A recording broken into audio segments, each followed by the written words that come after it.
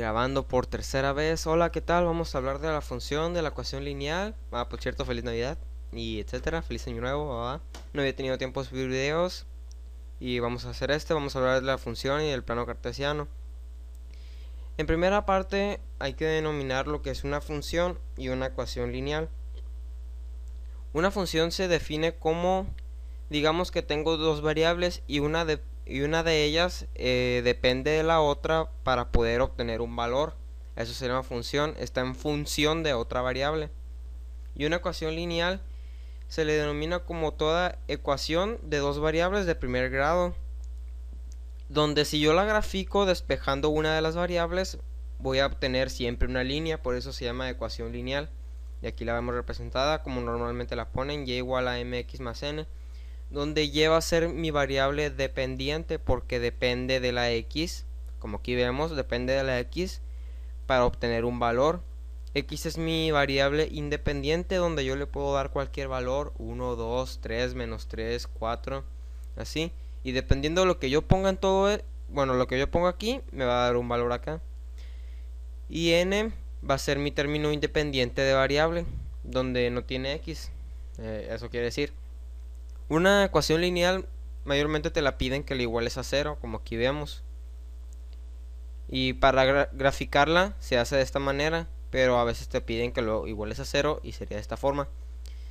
Y la función también se puede representar de esta manera, f de x. Como en esta ocasión mayormente se usan la y y la x y despejamos y, decimos que y está en función, f es función de x, y se lee esto se lee f de x. Y debo agregar que podemos meter cualquier valores a la x, ya que es mi variable independiente, pero yo nunca puedo repetir los valores aquí porque siempre me va a dar lo mismo acá, ¿verdad? Eso es obvio. Pero que yo meta diferentes valores aquí no quiere decir que no puedo obtener lo mismo acá. Un ejemplo de eso sería, permítame, y igual a x, permiso, al cuadrado. ¿Por qué esto sería, por qué aquí no se cumple que cuando yo meto un valor aquí se pueden repetir los valores acá, pero aquí nunca se puede repetir un valor? Me explico. Vamos a hacer una tablita de valores. Vamos a poner, bueno, no lo voy a hacer, lo voy a hacer mentalmente porque no tengo idea cómo hacer una tablita de valores aquí. Entonces tenemos que no, permítanme. Insertar tabla. Es igual. Eso se llama tabulación. Y vamos a meterle valores a la x para que me dé un valor en y. Y así vemos cómo varía el resultado de y según yo le meta el x. Espero que me haya explicado. Por ejemplo, aquí vemos en las x, como dije, no se pueden repetir valores, porque si yo meto un 3 en ambos, voy a obtener un 9 en ambos, y no tiene caso obtener el mismo valor. Pero si se fijan, que yo ponga diferentes cosas aquí no significa que no se pueda repetir acá, porque 3, si x es igual a 3, 3 al cuadrado 9 y y es igual a 9. Pero si yo pusiera menos 3 aquí, menos 3 al cuadrado es 9 también. Llegamos al mismo resultado, pero con otra ubicación de la x. ¿Sí me expliqué? ¿Por qué? Porque menos 3 al cuadrado es menos 3 por menos 3, menos por menos, más 9. Entonces ya he explicado esto. Una función se puede representar como una máquina. Aquí yo lo he representado con un saco de naranjas, donde la naranja va a ser la variable x y los litros de jugo o la cantidad de jugo van a ser mi y. Y como y está en función de las naranjas, vamos a ponerlo así. Si yo meto una naranja, yo espero una cantidad de jugo. Entonces agarro otro vaso. Cuando yo meta 4 naranjas, yo voy a esperar cierta cantidad de jugo. Pero si yo meto yo meto 2 naranjas en un vaso de 2 naranjas, perdón, es que me trabé un poco. Si yo meto 2 naranjas, voy a tener cierta cantidad de jugo, ¿no? Pero en un vaso para 2 naranjas. Entonces en ese mismo vaso para dos naranjas yo puedo meter una naranja nomás y obtener pues la mitad de ese vaso, ¿no? Entonces sería representado como eso que acabo de explicar de y igual a x cuadrado. Y esta sería la representación de una función. Pero también hay otra manera de representarlos como los puntos. Y eso se logra en el plano cartesiano. El plano cartesiano son dos ejes perpendiculares entre sí. Perpendiculares quiere decir que hay 90 grados. Aquí 90 grados entre cada uno de ellos. Y se tiene dos ejes. Uno es el x, que se denomina el eje de las abscisas, el eje x. Debo agregar que este es el eje de las x positivas y este es el eje de las x negativas. Aquí es menos x. Porque es como si fuera la recta real de los números, donde a la derecha están los positivos y a la izquierda los negativos. Igual con las y, este es el y o el eje de las ordenadas.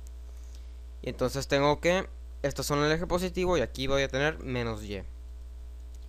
Y en un plano cartesiano tengo cuatro sectores, que es el sector 1, o creo que sí era sector 1, sector 2, sector 3 y sector 4. Entonces, dicho esto, cuando yo divido mis ejes en números, y dependiendo de donde yo ponga un punto, voy a tener ciertas coordenadas, donde la primera coordenada siempre se representa como la coordenada abscisa. Por ejemplo, este punto tendría coordenadas 1, 2, 3, 3 en x y 3 en y, no, 2 en y. Acuérdense, el punto P tiene coordenada 3 en abscisa. La abscisa siempre se pone primero y 2 en las ordenadas, donde la distancia de aquí hasta acá se llama abscisa y la distancia de aquí hasta el eje de las x se llama ordenada. Entonces podemos decir que la abscisa de P es igual a 3 y la ordenada de P es igual a 2. Y así tendríamos esto. Entonces, ¿cómo podríamos graficar una ecuación lineal? Por ejemplo, yo tendría la ecuación y igual a 5x más 3, digamos, ¿no? Entonces, inserto mi tabla, 2, x, y. Cuando yo le dé ciertos valores a la x, voy a obtener un resultado en y y los voy a poner según vaya aquí. Por ejemplo, si yo le doy un 3 a las x, aquí ya tengo mi 3 en x, si se fijan. Si yo sustituyo 3 por 5, 15 más 3, 18. Voy a tener un 18 en y. Aquí no lo puedo poner, vamos a decir que está por aquí. Vamos a insertar una figurita. Vamos a decir que está por aquí. Bueno, este punto estaría para acá. Acuérdense, 3 en x y está 18 en y. Perdonen por confundirlos.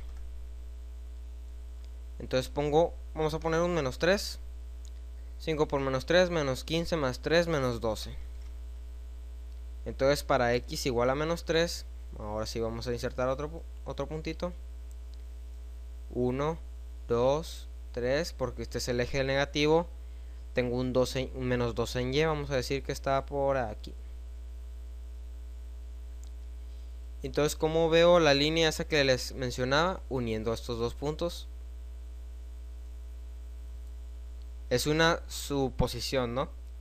Porque como la gráfica no llega hasta este punto, yo supuse que el 18 estaba ahí y el 2 estaba aquí. Ustedes lo van a hacer bien, correctamente. Y esta sería la representación gráfica de esta ecuación lineal. Ejercicio número 1. Representar gráficamente cómo varía el tiempo de un automóvil dependiendo de su velocidad recorriendo una distancia de 100 metros, sabiendo qué velocidad sea igual a distancia entre el tiempo. Aquí, revisando el problema, tenemos que ver qué pide. Quiere que representemos cómo varía el tiempo de un automóvil dependiendo de su velocidad. Entonces, viendo el problema, sabemos que el tiempo va a ser mi variable dependiente de un automóvil dependiendo de su velocidad, y la velocidad va a ser mi variable independiente leyendo esta parte del problema. recorriendo una distancia de 100 metros. Y mis 100 metros, o sea la distancia, va a ser mi variable independiente, bueno, mi término independiente de variable, que no tiene x ni nada.